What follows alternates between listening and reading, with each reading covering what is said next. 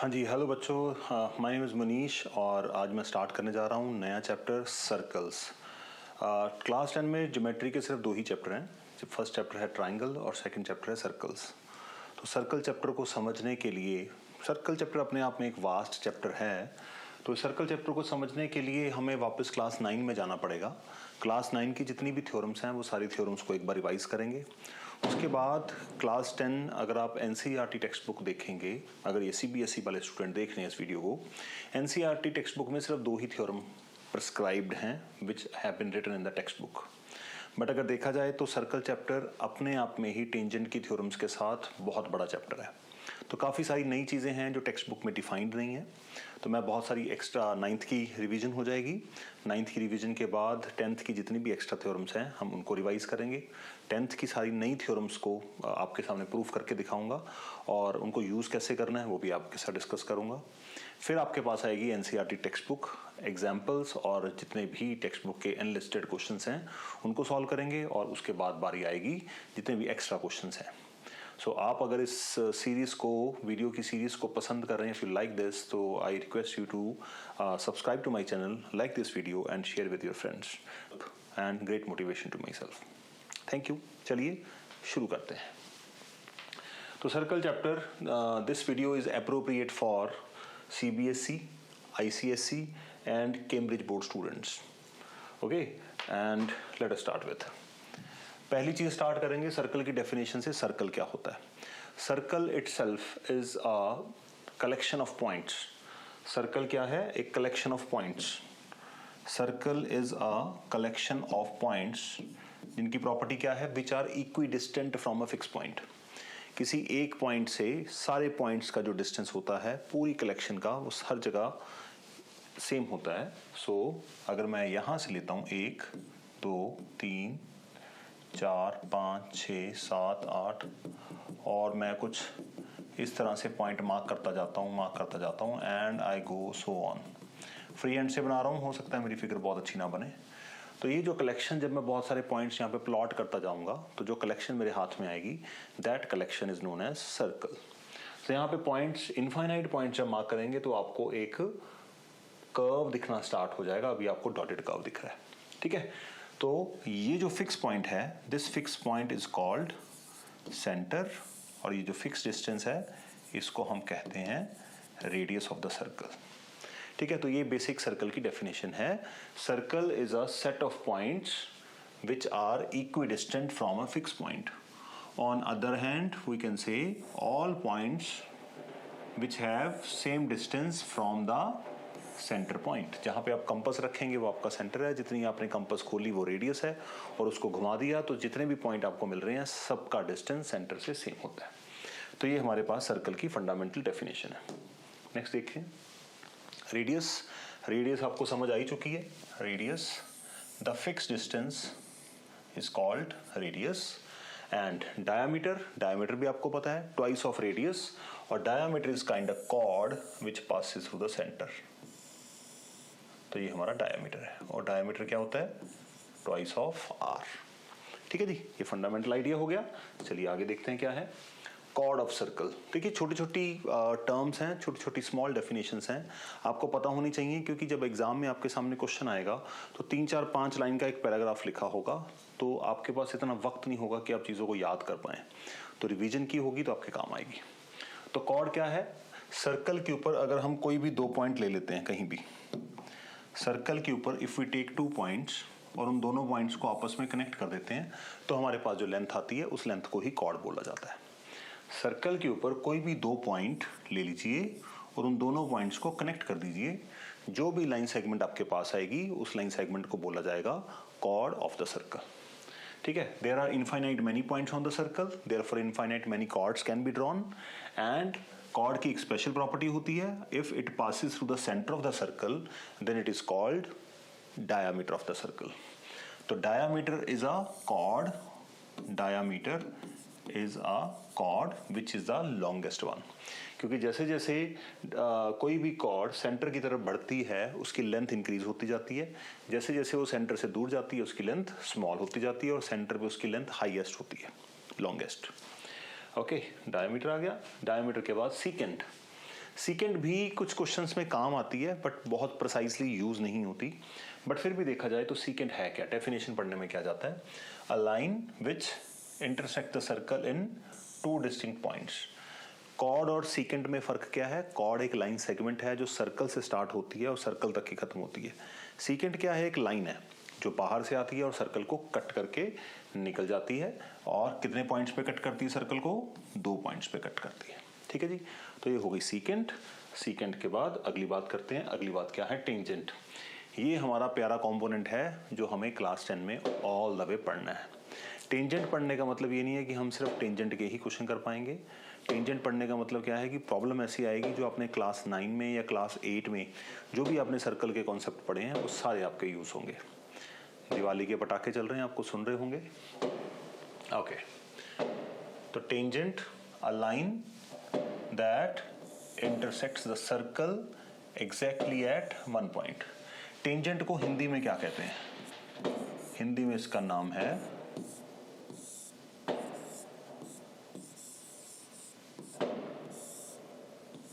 स्पर्श रेखा। टेंजेंट को हिंदी में स्पर्श रेखा कहते हैं। तो स्पर्श का मतलब ही आप समझ गए, it touches the circle at a single point. तो एक ही पॉइंट पे टच करती है। जिस पॉइंट पे टच करती है उसको हम बोलते क्या हैं? उसको बोलते हैं पॉइंट ऑफ कांटेक्ट। जहां पे सर्कल को टच करती है कॉर्ड, उस पॉइंट को बोला जाता है पॉइंट ऑफ कांटेक्ट। और ये हमारे पास क्या आ गई? ये आ गई टेंजेंट। तो tangent is a line which touches the circle at one unique point। Circle के ऊपर इनफाइनाइट मैनी टेंजेंट्स हो सकती हैं क्योंकि सर्कल के ऊपर इनफाइनाइट मैनी पॉइंट्स हैं, बट एक पॉइंट पे एक टाइम पे एक ही टेंजेंट ड्रॉ की जा सकती है।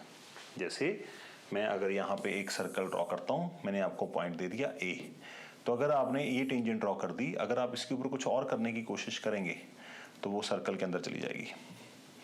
लाइकवाइज ऐसे, सॉरी। तो अगर आपने यहाँ पे कोई टेंजेंट ड्रॉ की है इस पॉइंट पे सिर्फ एक ही टेंजेंट ड्रॉ की जा सकती है। अगर आप 2 टेंजेंट ड्रॉ करने की कोशिश करेंगे तो सर्कल के अंदर एंटर कर जाएगी, तो वो सीकेंट काइंड ऑफ चीज लगेगी आपको। ठीक है जी, तो टेंजेंट के ऊपर डिटेल में पढ़ेंगे, मैं तो सिर्फ आपको एक बेसिक आइडिया दे रहा हूँ। Next, position of a point with respect to circle. Circle की रिस्पेक्ट में पॉइंट अगर प्लॉट करते हैं तो वो कहाँ कहाँ पे हो सकता है और उसकी लैंग्वेज पता होनी चाहिए। तो सबसे पहली चीज है inside the circle.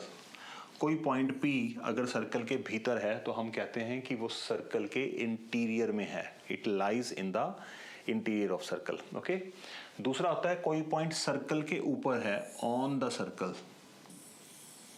P point is on the circle. Okay, so पहली चीज आ गई इंटीरियर, दूसरा आ गया ऑन द सर्कल, और कोई पॉइंट अगर बाहर है उसको क्या बोलेंगे अपन?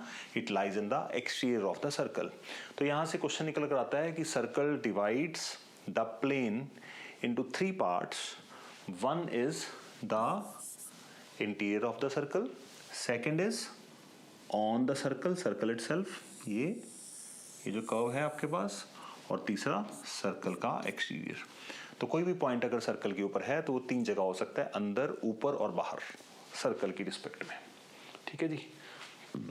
Concentric circles which have the same centre. Compass ली, 5 सेंटीमीटर खोली और एक सर्कल बना दिया। उसी पॉइंट पे कंपास को रखे हुए आपने कंपास थोड़ी सी और खोल दी, 7 सेंटीमीटर लेट अस अज्यूम, और आपने एक और सर्कल बना दिया। तो ये दोनों सर्कल्स हैं, इन दोनों सर्कल्स को हम कॉन्सेंट्रिक सर्कल कहते हैं। कॉन्सेंट्रिक सर्कल बनाने के लिए हमारे पास 2 या 2 से ज़्यादा सर्कल होने चाहिए। तो फिक्स पॉइंट है, यहाँ पे हमने कंपास अपनी रखी हुई है, फिक्स पॉइंट O। ठीक है जी, ये मेरा पहला सर्कल है और ये दूसरा सर्कल है। तो जो इनर सर्कल है इसकी जो रेडियस है इसको स्मॉल r से डिनोट किया जाता है, और जो बड़ा सर्कल है इसकी रेडियस को कैपिटल R से जनरली डिनोट किया जाता है। ओके, चलिए, क्योंकि ये टर्म आपको किसी ना किसी क्वेश्चन में नजर आ जाएगी तो आपको आइडिया होना चाहिए कॉन्सेंट्रिक सर्कल क्या है। Circles which have same centre and different radii are called concentric circles. Okay जी, चलिए आगे बढ़ते हैं। सेगमेंट ऑफ ए सर्कल, ये आप 9th में भी पढ़ चुके हैं, 10th में भी आपने पढ़ना है। Area related to circle chapter अगर आपने कर लिया है तो उसमें तो ये चीज़ें हमने पढ़ ही ली होंगी। तो सर्कल क्या है, सॉरी सेगमेंट क्या है? एक कॉर्ड ड्रॉ करते हैं सर्कल में, कॉर्ड, ठीक है जी।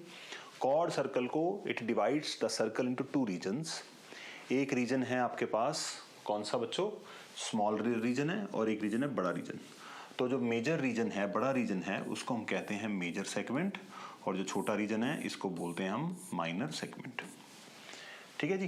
Chord divides the circle into two parts, two regions, one is major and one is minor. Major का मतलब हाफ से ज्यादा और माइनर का मतलब हाफ से कम।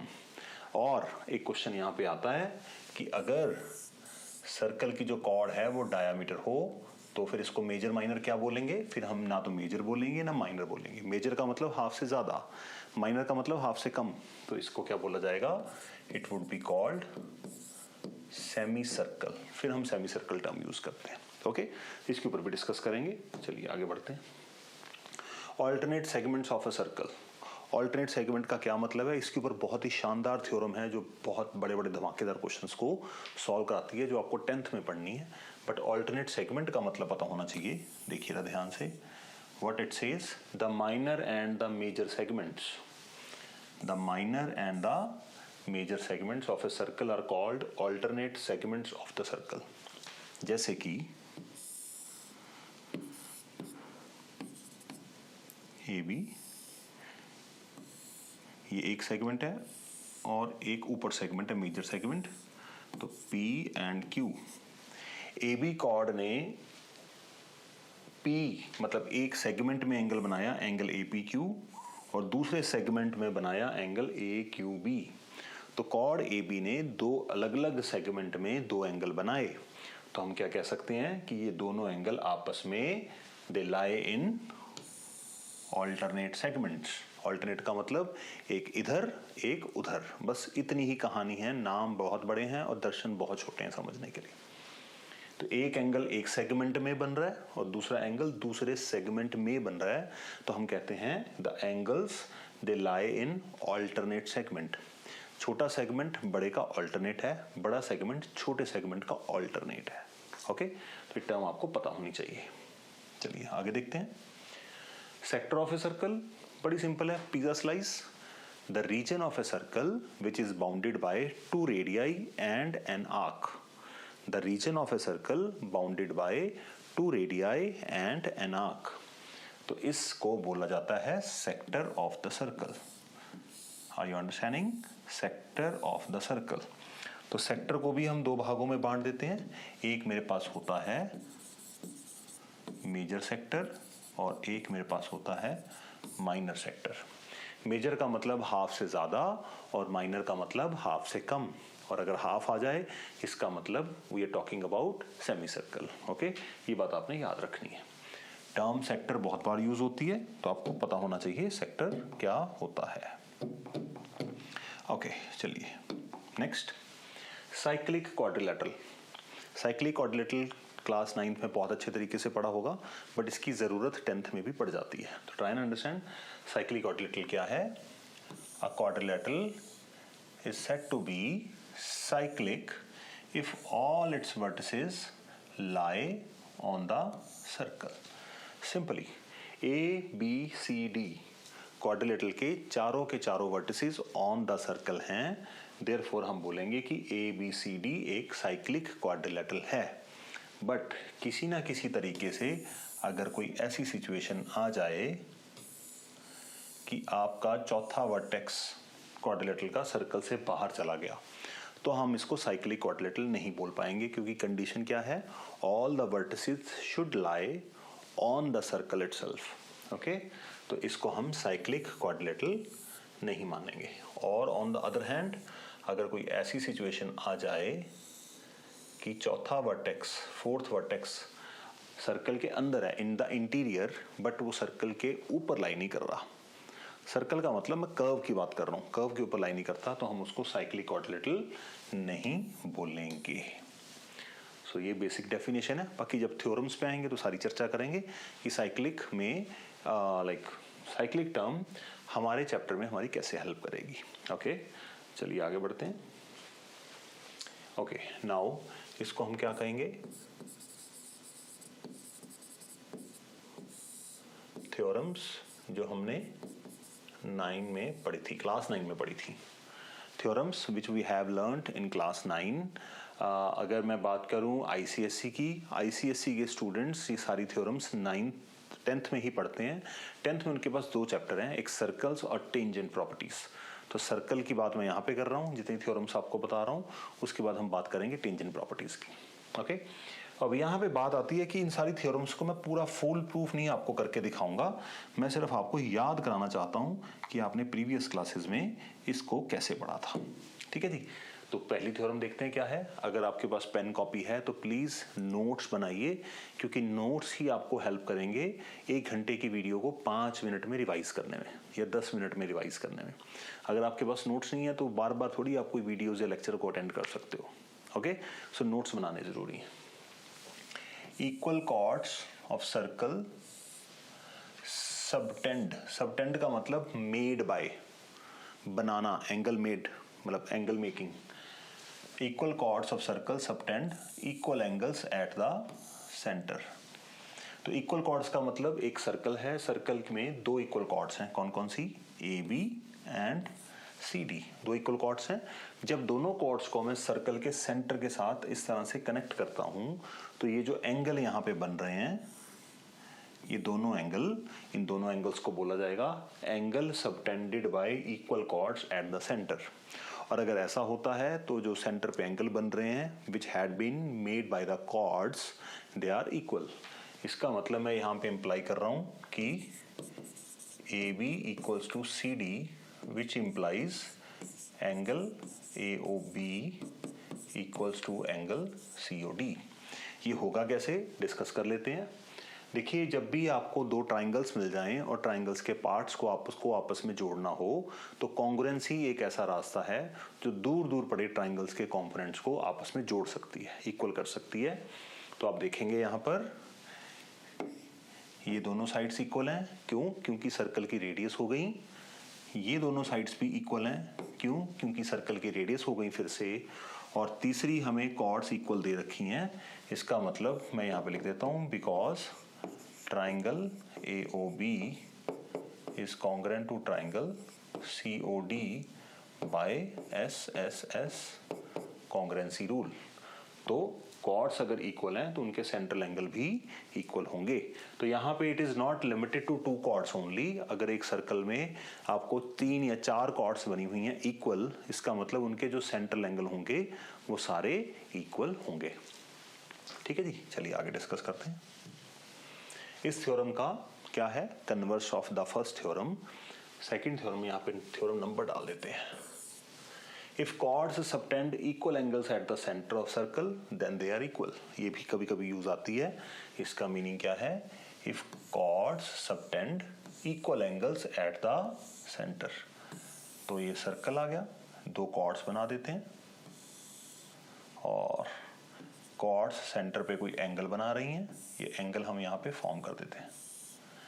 तो ए बी एक कॉर्ड है, सी डी एक कॉर्ड है and these chords are making equal angles at the center।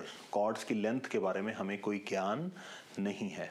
अगर ऐसा होता है तो ये जो कॉर्ड्स हैं ये ऑलवेज क्या होंगी, इक्वल होंगी। यही हमें यहाँ पे शो करना है। तो अगर आप देखेंगे आपको गिवन क्या है, एंगल AOB COD गिवन है और हमारे पास रिजल्ट क्या आएगा बच्चों, रिजल्ट आएगा AB इक्वल्स टू CD। अब आपके मन में आएगा कि सर ये कैसे है, तो लॉजिक सिर्फ आइडिया दे रहा हूं आपको। साइड के इक्वल है, ये वाली साइड के इक्वल है और बीच में ये एंगल आपस में इक्वल है। तो रूल क्या लग रहा है, अगर इस तरह से आपके पास कोई इंफॉर्मेशन है कॉन्ग्रुएंसी करने की तो इसको बोलते हैं हम SAS रूल। तो इसका मतलब ये आएगा because triangle AOB congruent to triangle COD by using SAS congruency rule. तो ये सेकंड थ्योरम हो गई जो हमने 9th में पढ़ी हुई है। चलिए आगे देखते हैं बच्चों। नेक्स्ट ये बड़ी इंपॉर्टेंट है, ये मतलब आपको काफी काम आएगी 10th में भी। Perpendicular drawn from the centre of circle bisects the cord.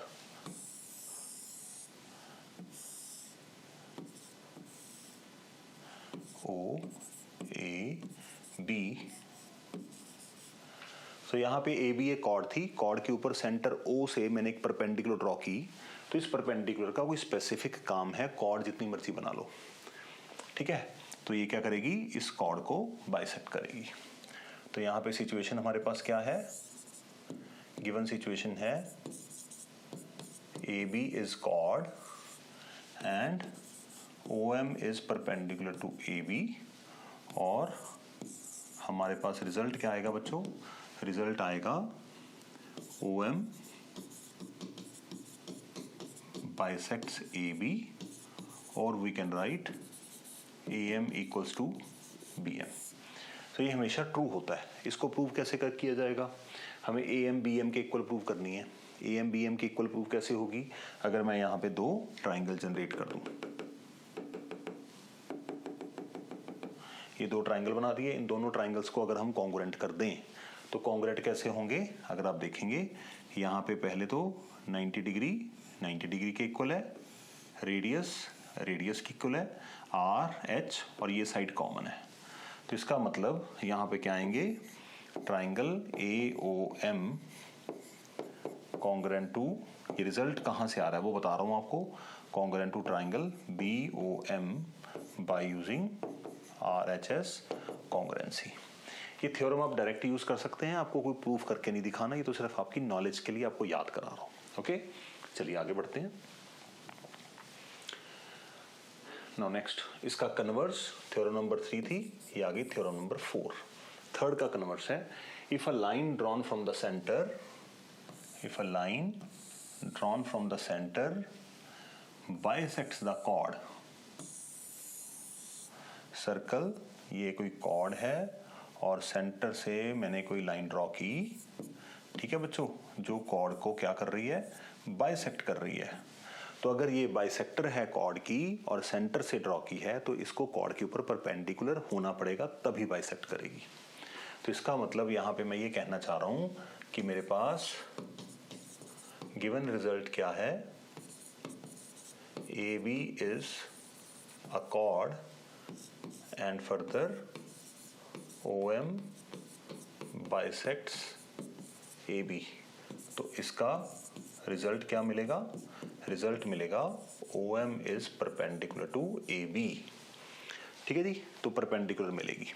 अब परपेंडिकुलर प्रूव करने के लिए क्या करना होता है बच्चों, आपको मैं याद करा दूं कि अगर आपने किसी लाइन को परपेंडिकुलर प्रूव करना है, या तो किसी स्क्वायर या रेक्टेंगल का पार्ट बना दीजिए, अदरवाइज जो फेवरेट मेथड होता है एंड जो पॉसिबल मेथड होता है वो ये होता है कि एंगल 1 और एंगल 2 हमें परपेंडिकुलर प्रूव करना है, दोनों में से एक एंगल को 90 डिग्री प्रूव करना होगा। तो 90 डिग्री प्रूव करने के लिए हमें दोनों एंगल्स को इक्वल प्रूव करना पड़ेगा। अगर ये दोनों एंगल आपस में इक्वल हो जाते हैं और दोनों का सम है 180 डिग्री, क्यों, लीनियर पेयर से, स्ट्रेट लाइन के ऊपर जितने भी एंगल होते हैं उनका सम 180 होता है। तो ये दो एंगल हमें इक्वल करने होंगे। इक्वल करने के लिए हमें क्या करना पड़ेगा, इन दोनों ट्राइंगल्स को आपस में कॉन्ग्रुएंट करना पड़ेगा। तो 90 डिग्री प्रूव करने के लिए भी कॉन्ग्रुएंसी की जरूरत पड़ती है। ओके, चलिए देखते हैं इसको कैसे करेंगे। तो दोनों ट्राइंगल्स को आपस में करते हैं कॉन्ग्रुएंट। कॉन्ग्रुएंट करने के लिए मैं रूल आपको आइडिया से बता देता हूँ क्या यूज करेंगे। इसका रूल बनेगा, अगर मैं इसको यहाँ से ऐसे और यहाँ से ऐसे कनेक्ट कर देता हूँ, तो रेडियस के इक्वल है, ये साइड कॉमन है और ये बाइसेक्टर हमें गिवन है। तो इसका मतलब SSS रूल लगेगा और ये दोनों ट्राइंगल छोटे आपस में हो जाएंगे कॉन्ग्रुएंट। तो कैसे होगा, triangle AOM is congruent to triangle BOM by using SSS congruency rule. तो फर्दर आप क्या कह सकते हैं, angle 1 equal to angle 2 CPCT, और angle 1 plus angle 2 180 degree, angle 1 plus angle 1, क्योंकि दोनों इक्वल हैं तो 2 की जगह मैंने 1 लिख दिया यहां से। ओके, चलिए आगे देखते हैं थोड़ा सा। ये कोई आपसे पूछेगा नहीं, मैं तो सिर्फ पर्पस है कि आपको ये ना लगे कि हम सिर्फ और सिर्फ किताब पढ़ रहे हैं। हमें फील आना चाहिए कि हम कोई कॉन्टेक्स्ट के साथ किसी प्रॉब्लम को सॉल्व कर रहे हैं। ओके, चलिए, perpendicular drawn from the centre bisects the chord, और अगर सेंटर से कोई लाइन ड्रॉ करें जो कॉर्ड को बाइसेक्ट करती है तो वो कॉर्ड के ऊपर परपेंडिकुलर होगी। चलिए बच्चों, अगला देखिए क्या है।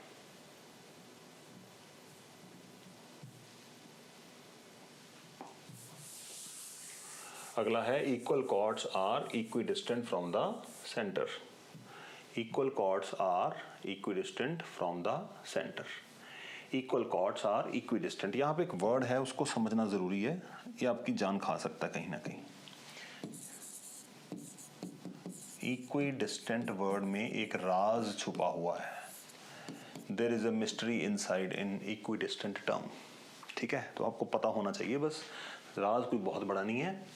जैसे पॉइंट ओ है और यहाँ पे दो लाइनें हैं ऐसे,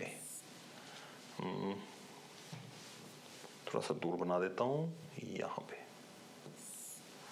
ये ओ है, ओ से मैंने दो लाइनें बनाई और मैं बोल रहा हूँ both are equidistant from A. अब आप ये बताइए कि मैं इसको ले लेता हूँ ए बी और इसको ले लेता हूँ सी डी, तो ए बी का ओ से डिस्टेंस कौन सा लिया जाएगा? ए बी का ओ से डिस्टेंस कौन सा लिया जाएगा? यहाँ पे तो इनफाइनाइट मैनी डिस्टेंसेस बन रहे हैं, है ना। इसी तरह से O का CD से कौन सा डिस्टेंस लिया जाएगा? There are infinite many distances which are being made here. So यहाँ पे एक छोटी सी ट्रिक है कि जब भी पॉइंट और लाइन के बीच में डिस्टेंस आप कंसिडर करते हैं, पॉइंट और लाइन के बीच में डिस्टेंस टर्म यूज हो जाए तो इसका मतलब हम कौन से डिस्टेंस की बात करते हैं? Perpendicular distance. तो 90 डिग्री आपको खुद से बनाना होगा, आपको अलग से गिवन नहीं होगा। ओके, सो इक्विडिस्टेंट, देखिए यहाँ पे क्या है, equal chords are equidistant. Chords lines हो गई and they are equidistant from a point. Point कौन सा है? Center of the circle. तो इसका मतलब ये कहना चाहता हूं मैं, अगर मैं फेयर डायग्राम बना के आपको दूं, आई होप इक्विडिस्टेंट टर्म आप समझ चुके होंगे। ओके, तो यहाँ पे कोई भी दो कॉर्ड्स बना देते हैं और ये दोनों कॉर्ड लेट अस अज्यूम आपस में इक्वल होंगी। A B and C D दो कॉर्ड्स हैं और दोनों कॉर्ड्स आपस में इक्वल हैं, तो मैं क्या कह रहा हूं? They are equidistant from the centre. तो सेंटर से जो इनका परपेंडिकुलर डिस्टेंस है that would always be equal. अगर कॉर्ड्स इक्वल हैं तो उनका जो सेंटर से परपेंडिकुलर डिस्टेंस है वो भी ऑलवेज इक्वल होगा। ये बात आपको मद्देनजर रखनी होगी। ठीक है जी, चलिए करते हैं इसको कंटिन्यू। क्या कहना चाहते हैं उसको डिफाइन कर देते हैं एक बार। सो गिवन क्या है? A B equal to C D, O M is perpendicular to A B, O N is perpendicular to C D. तो ये पॉइंट M ले लेते हैं और इस पॉइंट को N ले लेते हैं। ओके, सो हमें यहाँ पे रिजल्ट क्या मिलेगा? Result is OM equals to ON। तो अगर कॉर्ड्स इक्वल हैं तो उनका सेंटर से डिस्टेंस भी इक्वल होगा। इसको करने के लिए हमें कॉन्ग्रुएंसी करनी पड़ेगी क्योंकि हमें ये दो साइड्स इक्वल प्रूव करनी है। तो यहाँ से हमें ऐसे ट्राइंगल बनाने पड़ेंगे और ये दोनों ट्राइंगल आपस में कॉन्ग्रुएंट हो सकते हैं। कैसे हो सकते हैं? देखिए, A B and C D equal है, perpendicular drawn from the centre bisects the chord. तो इसका मतलब हम कह सकते हैं कि अगर A B equal to C D है तो half A B half C D के इक्वल आएगी, और हाफ ए बी को हम कितना ले सकते हैं? ए एम, और हाफ सी डी को हम कितना ले सकते हैं? C N. तो A M equal to C N आ जाएगी। अगर A M equal to C N है तो right angle, radius equal to radius, और ये साइड जो हमने अभी प्रूव करी है यहाँ पे, ये साइड दोनों इक्वल हो जाएंगी। तो आर एच एस कॉन्ग्रुएंसी लगेगी जिससे O M equal to O N निकल कर आ जाएगा। ठीक है, मैं आपको थोड़ा सा ब्रीफ में बता रहा हूँ। अगर आपको डिटेल में इसको देखना है, समझना है, तो आप मेरी 9th की वीडियोस में जा सकते हैं। ओके, सो रिजल्ट आ गया O M equal to O N. because triangle AOM is congruent to triangle CON by using RHS congruency। ठीक है जी, तो equal chords are equidistant from the center. इसकी एप्लीकेशन क्या हो सकती है? इसकी एप्लीकेशन ये हो सकती है, मान लो मुझे क्वेश्चन आ गया, यहाँ पे देखो ये सेंटर है और यहाँ पे 3 परपेंडिकुलर है, इसको O ले लो, इसको P Q R और इसको ले लेता हूँ ABC। तो मुझे ये बताया गया है कि ये तीनों डिस्टेंसेस आपस में इक्वल हैं और प्रूव करना है कि ट्राइंगल इक्विलैटरल है, ट्राइंगल इक्विलैटरल है। तो ये थ्योरम नहीं अगर आती होगी तो इस क्वेश्चन को छू भी नहीं पाओगे, क्योंकि इक्वल कॉर्ड्स अगर हैं तो उनका सेंटर से डिस्टेंस सेम होता है, और अगर कॉर्ड्स का सेंटर से डिस्टेंस सेम है, इक्वल है, इसका मतलब वो लेंथ में इक्वल होंगी, वो फिफ्थ का कन्वर्स है। देखिएगा ध्यान से, equal chords are equidistant from the center. इसका कन्वर्स क्या हुआ? If chords are equal, if chords are equidistant from the center AB and CD, ये सेंटर है और मैं कहता हूं कि सेंटर से इन दोनों कॉर्ड्स का जो डिस्टेंस है वो सेम है। अगर आपको ऐसी चीज मिले, इसका मतलब कॉर्ड्स भी इक्वल होंगी। अगर इक्वल कॉर्ड है तो परपेंडिकुलर डिस्टेंस सेंटर से सेम होगा, और परपेंडिकुलर डिस्टेंस अगर सेंटर से सेम है तो कॉर्ड्स इक्वल होंगी। तो इसको प्रूव करने के लिए हम क्या समझ सकते हैं, मैं सिर्फ आपको आइडिया देता हूं। पहले ये ट्राइंगल कॉन्ग्रुएंट कर देंगे RHS कॉन्ग्रुएंसी से, फिर AM इक्वल टू CN आ जाएगी, AM का डबल करेंगे AB और CN का डबल करेंगे CD। तो RHS कॉन्ग्रुएंसी से छोटे ट्राइंगल कॉन्ग्रुएंट करोगे तो आपके पास AM इक्वल टू CN आएगी। तो यहाँ पे हम लिख सकते हैं, गिवन क्या है,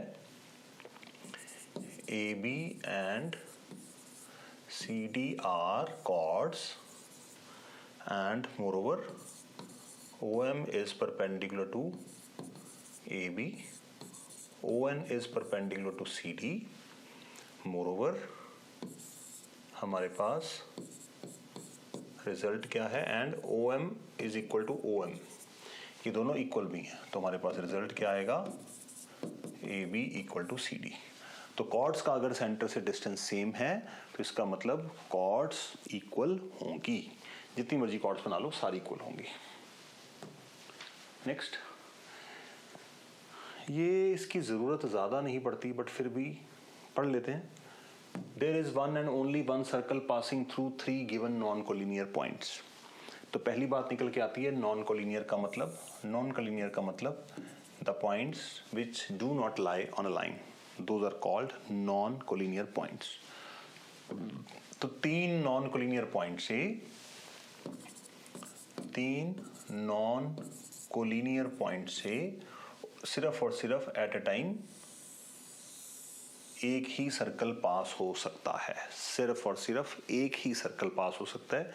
ये क्लास 9 में टेक्स्ट बुक का क्वेश्चन है और थ्योरम ही है, उसको क्वेश्चन की फॉर्म में दिया हुआ है। From 3 non collinear points only and only one circle can pass. ठीक है, ये बात आपको पता होनी चाहिए, कई बार जरूरत पड़ जाती है। जैसे आपको मैं ये कहूं कि आपको प्रूव करना है कि ये ABCD points are concyclic. Concyclic का मतलब सर्कल के ऊपर लाई करते हैं। तो 4 पॉइंट्स के बारे में तो मुझे पक्का नहीं पता कि ये चारों लाई करेंगे, बट 3 पॉइंट के ऊपर तो सर्कल आ ही जाएगा। इस थ्योरम की हेल्प से मैं ये कहना चाह रहा हूं कि ये तो हो ही जाएगा, 3 पॉइंट से तो सर्कल पास कर जाएगा।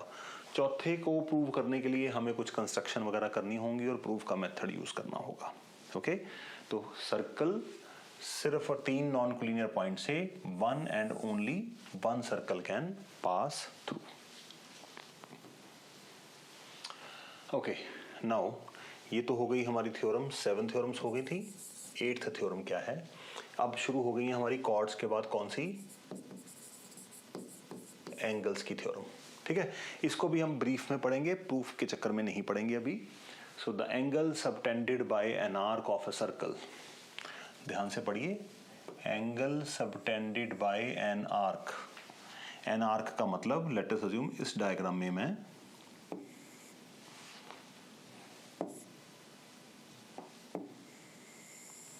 ए बी आर्क को ले लेता हूं, ठीक है। अगर आपको दिख रहा है मैं यहां पे बनाता हूं एक डायग्राम बड़ी थोड़ी सी। अगर यहां पे मैं ए बी आर्क को लेता हूं तो I am talking about this arc. A B arc angle subtended by an arc of a circle at the center. अगली लाइन आ गई एट द सेंटर। तो इसने सेंटर पे एक एंगल बनाया, यहां पे angle subtended by an arc eight the centre, ठीक है जी। अब क्या हो रहा है आगे, ये एंगल डबल है किसका, angle subtended bye it at any point on the remaining part of the circle. अब आर्क ए बी ने सेंटर पे ये एंगल बनाया है, तो सर्कल का रिमेनिंग पार्ट कितना है, ये सारा सर्कल का रिमेनिंग पार्ट है। इसके ऊपर कहीं भी अगर ये आर्क कोई एंगल बनाता है, सॉरी ओके, कहीं भी अगर ये एंगल बनाता है दिस वन, तो ये आर्क ने एंगल कहां पे बनाया, on the remaining part of the circle, on the remaining part of the circle. तो ये जो सेंट्रल एंगल है, central angle will be twice of angle ACB। ये रिजल्ट आपको याद होना चाहिए, इसकी बहुत जरूरत पड़ती है। ये पॉसिबिलिटी है, चाहे आप माइनर आर्क में देखेंगे तब भी पॉसिबिलिटी है, चाहे आप सेमी सर्कल में देखेंगे।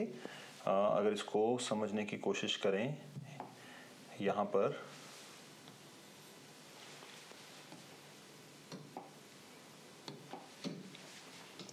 देखेंगे तो ये एंगल और ये एंगल, मतलब जो सर्कल के ऊपर एंगल बन रहा है वो सेंटर के एंगल का हाफ होगा, और जो सेंटर के ऊपर एंगल बन रहा है वो सर्कल के ऊपर बनने वाले एंगल का डबल होगा। तो कहने का मतलब ये है कि अगर ये 120 डिग्री है तो इस एंगल को 60 डिग्री होना पड़ेगा, ठीक है जी। आप यहाँ पे देखेंगे ये सेमी सर्कल है, ये देखिए ये एंगल कितने डिग्री का हो गया, डायमीटर होने की वजह से 180 डिग्री का। बट अगर ये प्रॉपर्टी यूज की जाए तो ये एंगल कितने डिग्री का बचेगा, 90 डिग्री का, ओके, एंगल 90 डिग्री का बचेगा।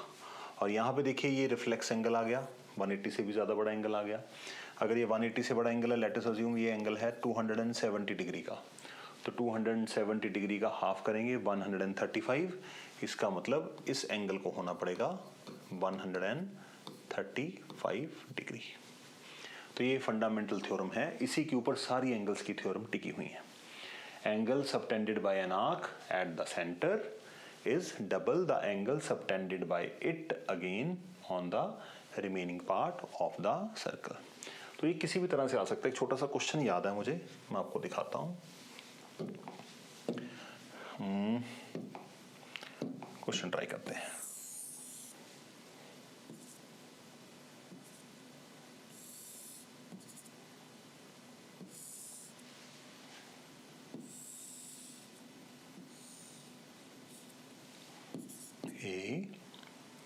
ABCO और मुझे गिवन है angle ACB equals to 45 degree और टू प्रूव है OA perpendicular to OB।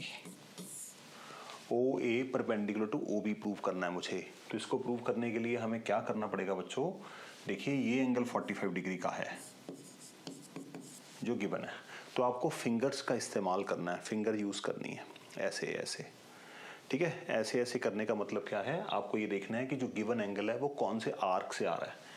AB से आ रहा है, AB से हम आएंगे C तक, तो ये सर्कल के ऊपर एंगल बन रहा है, और AB देखिए कहीं और जा रहा है, तो आप देखेंगे AB O पे आ रहा है। तो ये फिंगर यूज करने का तरीका बहुत शानदार है कॉम्प्लेक्स फिगर्स में। ये 45 डिग्री है, तो सेंटर पे कितना एंगल बनेगा, डबल एंगल बनेगा। तो ये एंगल कितने डिग्री होना चाहिए, 90 डिग्री का। तो अगर ये 90 डिग्री है तो ये OA परपेंडिकुलर टू OB हो जाएगी। मैंने रफ फिगर बनाई है यहाँ पे। चलिए जी आगे नेक्स्ट पढ़ते हैं। इसी का एक्सटेंडेड वर्जन जो हमने सेकंड पार्ट में देखा था वो क्या है, angle in a semi circle is a right angle. इसका दूसरा वर्जन क्या बोलते हैं, इसको नोट कर लीजिए बच्चों थ्योरम। इसका दूसरा वर्जन होता है कि diameter subtends 90 degree anywhere on the circle. Diameter circle के ऊपर 90 डिग्री बनाता है। इस थ्योरम को याद करने का ज़्यादा अच्छा तरीका है। तो जहाँ पे भी डायामीटर देखिए और डायामीटर को आपने कनेक्ट कर दिया सर्कल के ऊपर कहीं भी, wherever on the circle, तो हर जगह आपको क्या मिलने वाला है? हर जगह आपको सेमी सर्कल मिलने वाला है और एंगल कितना बनेगा? 90 डिग्री का। जैसे यहीं पे देख लेते हैं, अगर मैं इस सेमी सर्कल को यहाँ से कनेक्ट करता हूँ तो ये 90 है, ये भी 90। अब देखिए आपको देखने में भी फील आएगी कि 90 जैसा ही एंगल लग रहा है। ये देखिए,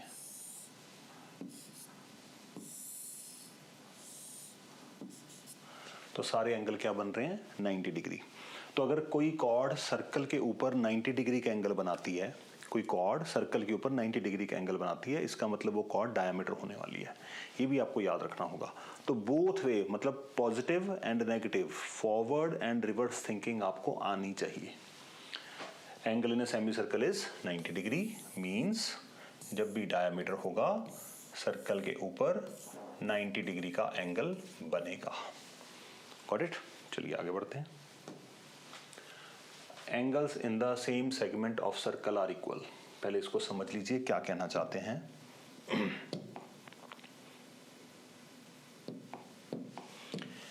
सेम सेगमेंट का मतलब, जैसे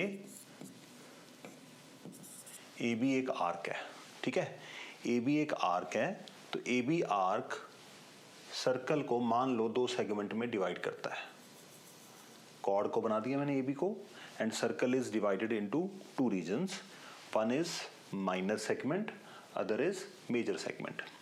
तो अगर ये arc A B is major segment में सर्कल के ऊपर कहीं भी कोई भी एंगल बनाए, सारे इक्वल होंगे। जैसे मैं यहां पे ये एंगल बना देता हूं,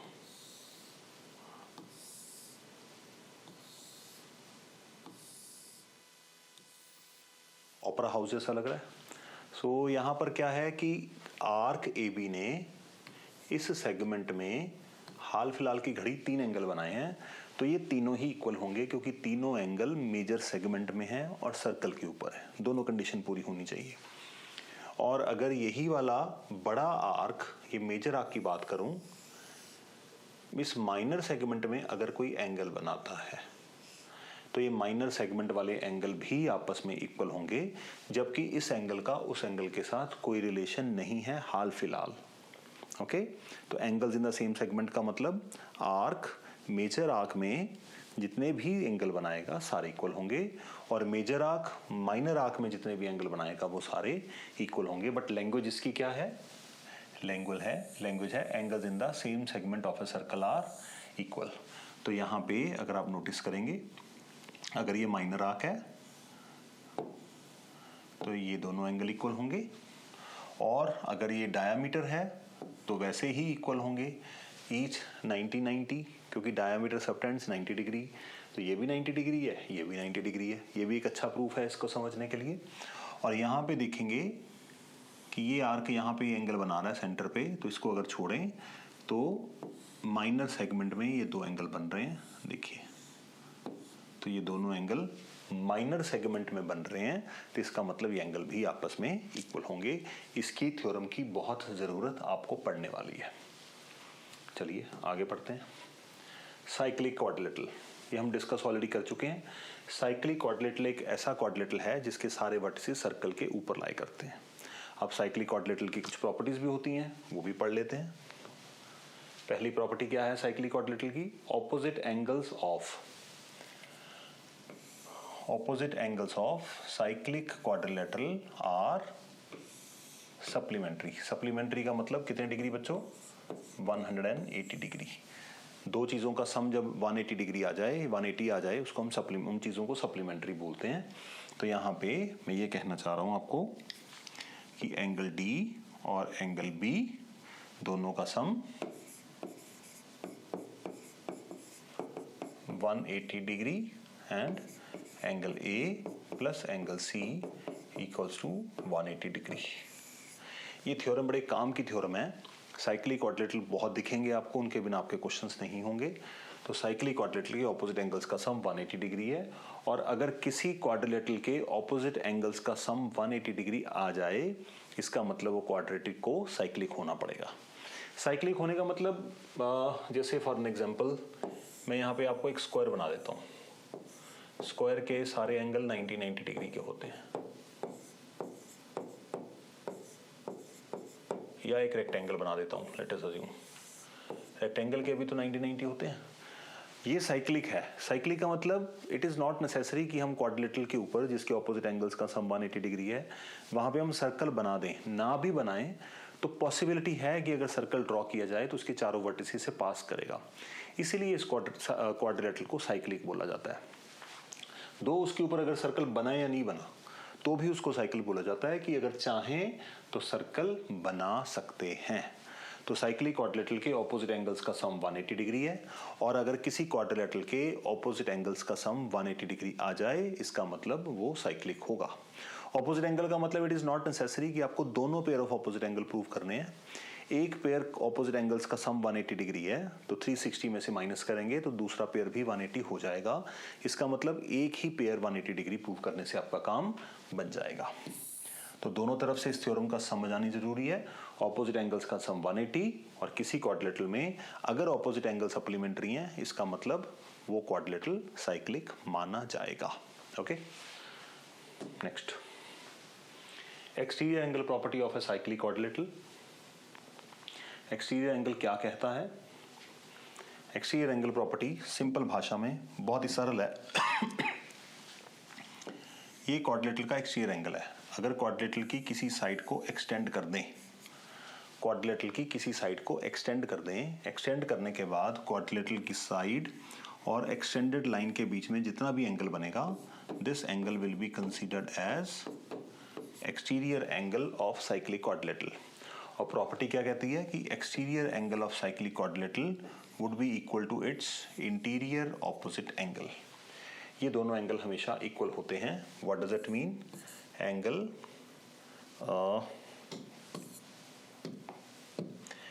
CBE is always equals to angle ADB। ये रिजल्ट ऑलवेज ट्रू है, आपको ये पता होना चाहिए। साइक्लिक क्वाड्रिलेटरल में एक्सटीरियर एंगल का measurement is equal to its interior opposite angle. ये आपका एंगल कौन से वर्टेक्स पे बन रहा है? B वर्टेक्स पे बन रहा है। B वर्टेक्स पे के ऑपोजिट कौन सा है? D vertex. तो इसका मतलब जब हम ऑपोजिट की बात करते हैं तो you need to be very careful. So angle CBE is always equal to angle D। तो ये है हमारी बेसिक थ्योरम जो हमने क्लास 9 में पढ़ी हैं। देखते हैं कुछ और है करने के लिए? नहीं, क्लास 9 की इतनी ही थ्योरम हमने पढ़ी थी, बाकी थ्योरम हम डिस्कस करेंगे क्लास 10 की।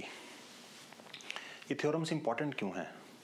क्योंकि कहीं ना कहीं कोई ना कोई सवाल ऐसा आएगा जिसमें आपको छोटी छोटी प्रॉपर्टीज यूज़ करनी पड़ेंगी। अगर प्रॉपर्टीज याद नहीं होंगी तो आप क्वेश्चन को अटेम्प्ट कैसे करेंगे? तो 10th की 2 थ्योरम करने से अगर आपको लगता है कि सर्कल चैप्टर आपको आ जाएगा तो आपकी गलतफहमी है। तो आपको इन डिटेल चैप्टर पढ़ना पड़ेगा। कुछ बच्चे चैप्टर को देख के बड़ा खुश हो जाते हैं कि वाओ सिर्फ 13 क्वेश्चन हैं टेक्स्ट बुक में और चैप्टर छोटा है। इट इज़ नॉट नेसेसरी, बहुत ज़्यादा लेंथ है, बहुत सारी एक्स्ट्रा थ्योरम्स हैं, वो भी करनी पड़ेंगी। चलिए शुरू करते हैं नेक्स्ट पार्ट।